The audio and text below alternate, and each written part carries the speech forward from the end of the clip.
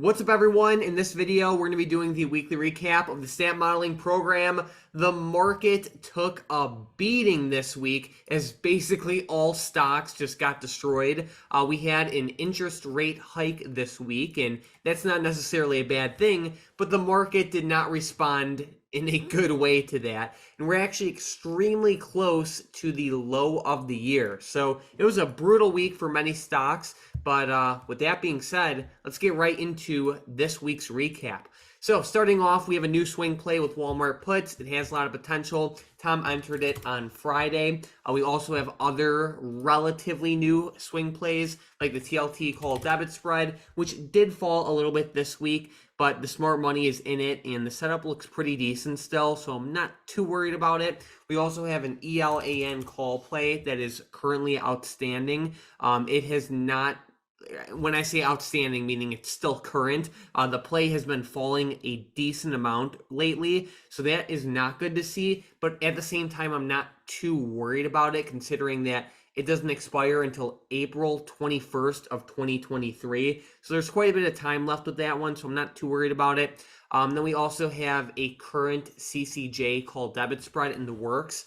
Uranium stocks took a beating this week as so many stocks across the entire board fell, but even like a lot of the commodity-based stocks took a hit, especially oil stocks. With the CCJ and just like the uranium plays in general, I feel really good about these plays. That doesn't mean they're guaranteed to work. The setup's pretty solid, but with that being said, they are volatile. So, this just kind of comes with the territory in the same way that CCJ exploded up from 26, you could say $27 up to 31 in just like 2 weeks. You're gonna have the down moments too, so it just kind of comes with the territory. I still feel very good about this play though. And then shifting over into the bot plays this week, it was a very mediocre week if we're being completely honest. I'm just gonna tell it how it is. When the bot's doing great, I'm gonna say the bot's doing great, but when it has a slump like all other strategies do, I'm definitely going to say it how it is, and that was one of those weeks.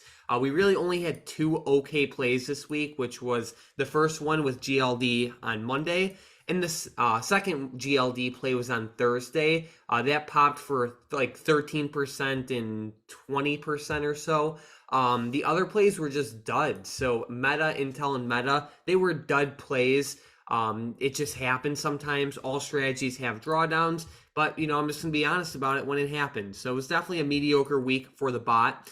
Looking at the theta plays, they're looking great as always. Shorting put options is hands down the best strategy in the entire market, in my opinion, when you do it on solid companies at good valuations, especially when implied volatility is high. So definitely check out shorting put options. You literally get paid to buy stocks when they're low. It's hard to beat that strategy over the long term. Besides that, the stock market is very close to its low of year.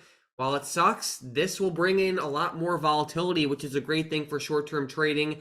Opportunities are, I guess you can say, in the works in the market. So it should be a pretty good next couple weeks. So I'm definitely excited about that. If you guys have any questions, let me know in the comments down below. Besides that, have an amazing weekend.